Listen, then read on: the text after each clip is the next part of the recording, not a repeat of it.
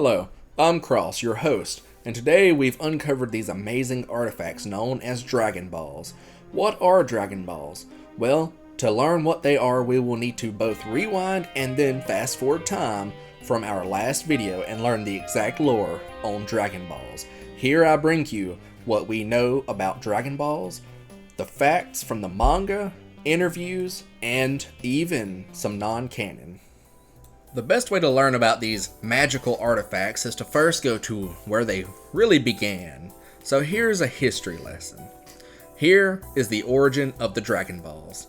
The year was 41 of the sacred calendar.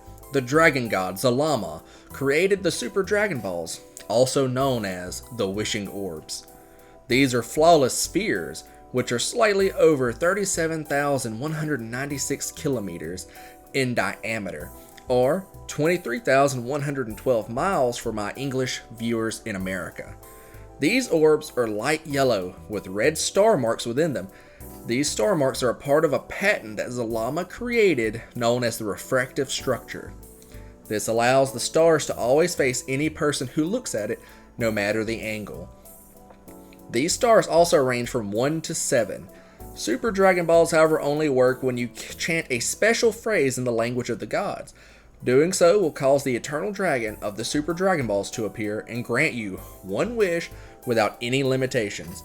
Once a wish is granted, these Super Dragon Balls will scatter across both Universe 6 and 7, no matter their location. Note, in English it is implied that it is in fact Zalama who manifests to grant the wish itself. Now for the Namekians and the creation of the Namekian Dragon Balls. Long ago, with an unspecified amount of time that predates the story of Dragon Ball, yet after the year 41 of the sacred calendar, the Namekians were a spacefaring race. Within the depths of space, they stumbled upon a Super Dragon Ball. With their unnatural and uncanny abilities, they were capable of understanding the nature of the Super Dragon Ball and shaved off fragments of the Super Dragon Ball. Once they found a home planet, presumably the original Namek, they used their magic, stones, and statues of a dragon to create their Namekian Dragon Balls and its eternal dragon, Porunga, or simply Porunga. Yet, unlike the Super Dragon Balls, the new Namekian Balls have limits placed upon them for being inferior to the Super set. The eternal dragon Porunga can grant 3 wishes, yet due to this, has even more limitations on his abilities. Though just like the Super Dragon Balls before them, the Namekian Dragon Balls can only be activated if you utter the phrase and the wish in the native Namekian tongue. Also, much like the Super Dragon Balls, the Namekian orbs are in fact a orangish yellow with a red star that faces the user no matter which way they look at it. There's also only 7 of them, just like the Super set. Now we head towards Earth and learn of Kami and the creation of Earth's own set of Dragon Balls. Long ago, once again, there was a calamity on Namek which led to the nameless Namekian child to be sent to Earth. While on Earth, he was able to become the god of Earth. However, with evil still in his heart, he couldn't take the position just yet. Using his unnatural abilities, he split himself into 2 beings, Kami for good and King Piccolo, which was evil. Kami, along with Mr. Popo, create the first set of Earth's Dragon Balls. Mr. Popo designed the dragon, while Kami created the orbs and empowered the statue to become the eternal dragon of Earth, Shenron. Shenron can only grant 1 wish, however he has no limits to what he can grant so long as it does not exceed the power of Kami. Thus he can bring you back as many times as necessary, yet he cannot be used to defeat or kill powerful opponents which are more powerful than Kami is himself. Though these were not the permanent status of Earth's Dragon Balls. For in age 767, in the month of May, Dende was recruited to recreate Earth's Dragon Balls after Kami fused with Piccolo Jr. and caused the Earth set to once again go dormant. Here, Dende states it would take him about 100 days to make a new set of Dragon Balls. However, he can do it instantly if they have the original stone orbs and a dragon statue at the ready. Luckily, however, our heroes in fact do have those at the ready. Dende states that he will give Shenron the ability to grant 3 wishes, much like Porunga, though Piccolo contests that if it can only resurrect 1 person at a time, it is useless to them. Dende reveals he can alter their functions to allow that to occur, though in making such a wish, it would reduce the amount of wishes from 3 to 2 at most. And now we learn of Monaito of Cereal and the Cerealian Dragon Balls. Some point before the Dragon Ball series existed a Namekian culture on planet Cereal, which lived side by side with the Cerealians. Monaito, the apparent elder, has a set of 2 Dragon Balls the size of marbles. These Dragon Balls are as powerful as any other set, with the dragon being Taranbo this time around. Taranbo reveals he can unveil the potential of anyone, yet not outside of their current full potential. Yet Taranbo can instead grant wishes to be the most powerful by folding in the potential years of power from their current lifespan into their current body and shortening their lifespan to a fraction of what it would have been. Outside of this, not much is known about the limitations of Taranbo and his wish-granting abilities. And now let us get into some dragon lore since we've covered the history of the Dragon Balls. First, Super Shenron, or Zalama himself for the English readers, is the eternal dragon god of the Super Dragon Balls created in the year 41 of the sacred calendar. This dragon is the most powerful in the series, capable of granting any wish without limitations or consent of another being. Super Shenron's wish-granting ability even supersedes the erase ability of the Omni Kings, also known as Xeno, as he was used to even bring back all prior erased universes. Zamasu even used these wish orbs to steal Goku's body, and later on for future Zamasu to wish for immortality. These wishing planets are hard to find, being split into 2 universes, and for good reason, as it's apparent they do not turn to stone for the reason as well. Another counter, however, is that Super Shenron only speaks in the language of the gods, and must be spoken to in the language of the gods as well to have a wish granted by him. Porunga, the dragon god of Namek, a Namekian knockoff from the Super Dragon Balls, is capable of granting 3 wishes to anyone who wishes in his presence. Much like Super Shenron, Porunga only responds to specific language. Although he speaks in common tongue, to wish upon Porunga, you must be able to speak your wish in Namekian to the dragon. Porunga, unlike Super Shenron, has some of these limitations, which are 1. You must speak Namekian. 2. Must be innate for 1 Namekian year, which is 130 days. Cannot resurrect more than 1 person, and it cannot defeat beings which are stronger than the acting creator or elder in charge of him. Porunga is shown, however, to be able to undo divine fusions with a wish, showing he can alter a person's being with their consent. Now we return to Earth with Old Shenron, the eternal dragon of Earth. This almighty wishing dragon, which seems to be a knockoff of the Namekian wishing orbs, Old Shenron was under Kami's creation, and his design was in fact made by Mr. Popo.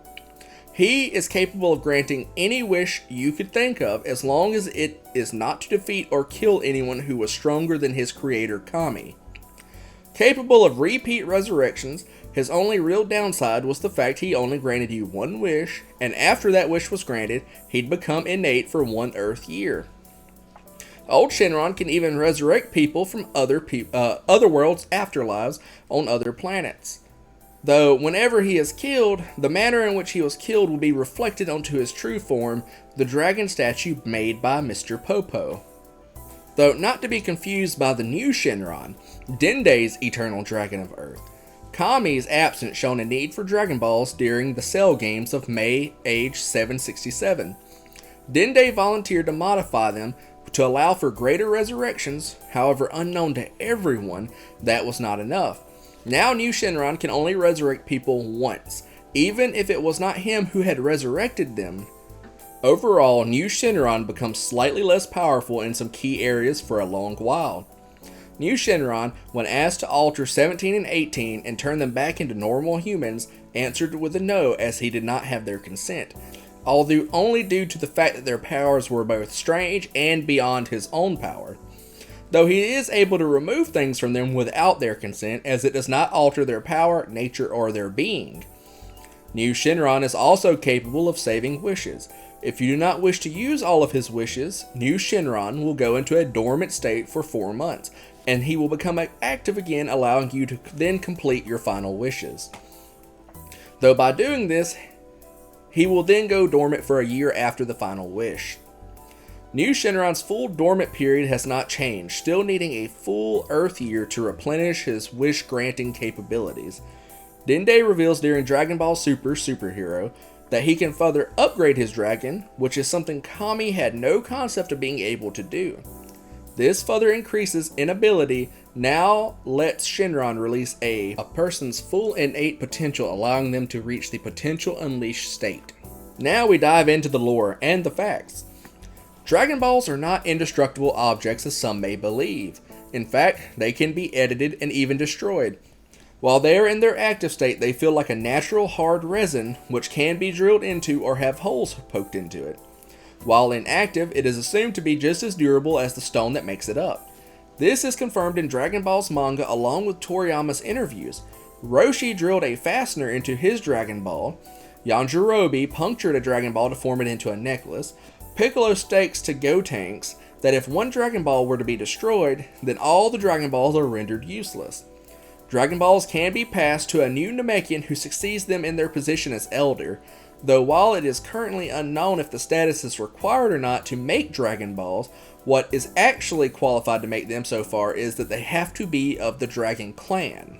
Initially, Dragon Balls were created to be used as a reward for bold warriors so that they may celebrate their deeds, and were never meant to be used for selfish reasons. This is supported by all the current creators of Dragon Balls and their elders who have made them. Kami made his for those on Earth who struggled and needed hope. Mori stated that the Dragon Balls were for bold warriors who sought them out in times of need. Monaito explains that the Dragon Balls were meant to be used as a reward to celebrate brave Namekian warriors. Now let's break away from the canon side of things and dive into the non-canon of Dragon Ball. First, Dragon Ball Legends introduced the Omnificence Crystal, a powerful wish-granting crystal which is in lore said to have been a prototype to the Super Dragon Balls. So long as this crystal has energy within it, it can grant any wish in any amount until it runs out of said energy. Dragon Ball GT introduced a new set of Dragon Balls called the Black Star Dragon Balls. These balls were created by the nameless Namekian and are more powerful versions of Earth's Dragon Balls. So powerful that no matter what planet they're on, if you wish on them, they will scatter the reaches of the universe, and in 1 year's time, that planet will be destroyed. However, this destruction can be prevented if you scour the universe and bring the set back to the planet before its destruction. Black Star Dragon Balls summon a eternal dragon, which looks just like Shenron, although he is red. This dragon is Ultimate Shenron. Continuing on with Dragon Ball GT, it introduced a further concept which alters the lore of the Earth's Dragon Balls. Every wish made with the Dragon Balls created both positive and negative energy. The negative energy would be retained by the Dragon Balls and released over years of time that they were expected to lie dormant. Yet when they became overused in the series, the negative energy could not escape quickly enough, which leads to the cracking of the Dragon Balls and the release of Black Smoke Shenron. After eating the balls and spitting them out, they become 7 powerful dragons which are based on key wishes throughout the series. These dragons must be defeated to collect their Dragon Balls, and when one dragon takes a ball from themselves, they become even stronger than they were before. In a slight breakaway from GT, Dragon Ball Heroes, a Japanese card game which gets a promotional anime and manga, shows us a new twisted concept based around some of GT's lore. Here we have an evil mind-controlled Dende which has made a new set of Dark Dragon Balls. They summon an evil Shenron who looks like an evil Purunga named Dark Shenron. Dark Shenron of course can grant wishes as per the normal, yet will also fight on the behalf of his summoner while they wait for him to complete their wish. Mecha Kabura also holds absolute power and control over Dark Shenron, as Dark Shenron cannot directly go against Mecha Kabura's power. Yet you can wish for a bypass to his power, though it only works if you're close enough in range to Dark Shenron. Dark Dragon Balls produce enough minus energy to instantly corrupt themselves and form the 7 Shadow Dragons from Dragon Ball GT, yet they appear far more evil and bear the marks of a demon god. Dark Dragon Balls can also disperse through time and space, unlike other wishing orbs, and even merge into a host to empower them far more than what would normally be possible. Yet this is all non-canon material, which either heavily contradicts what we've seen in the primary source, the manga, and the currently is not how the Dragon Balls operate at all within the official sequel, the Dragon Ball Super Manga. Now, I'd like to do a quick overview of some conflicts I'd like to mention when it comes to Dragon Ball GT. The nameless Namekian could not have created his own set of Dragon Balls, as King Piccolo in Dragon Ball learned of Dragon Balls from Pilaf and his gang. King Piccolo is also in awe of seeing Shenron, yet why would he be in awe if he had pre-existing knowledge of a Dragon Balls and the dragon which comes a part of them? Not to mention that Mr. Popo also designed Shenron, which means that nameless Namekian would have had to have a different dragon to create it, as he was not yet Kami. Another point of contention is the corruption of Earth's Dragon Balls. While yes, they do get misused within the series, Earth's Dragon Balls have granted far less known wishes than the Namekian set, which can grant 3 wishes from the very get-go. Yet they only get Shadow Dragons on Earth and not on Namek. Not to mention the fact that Shenron has been recreated twice. Once after King Piccolo destroyed him, and once by Dende, which changed their very nature and rules, in turn making them basically a new set of Dragon Balls. Even if we say they retain their old minus energy, why would Dende not have purified them while he conducted the ritual to recreate Shenron? I would like to mention some issues with Heroes and Legends lore, though I doubt anyone is really confused on them being non-canon material and having no impact on the lore at all, so I will be ending the video here. If you think I've missed something, gotten something wrong, or have any questions, then please comment below. If you've enjoyed this video examining the Dragon Balls, then please consider hitting that like button, subscribing, and even hitting the alert button so you will be notified of future content. Consider viewing my prior longer video if you enjoyed this one. It's going to be probably the only one of its kind. And this is Cross signing off.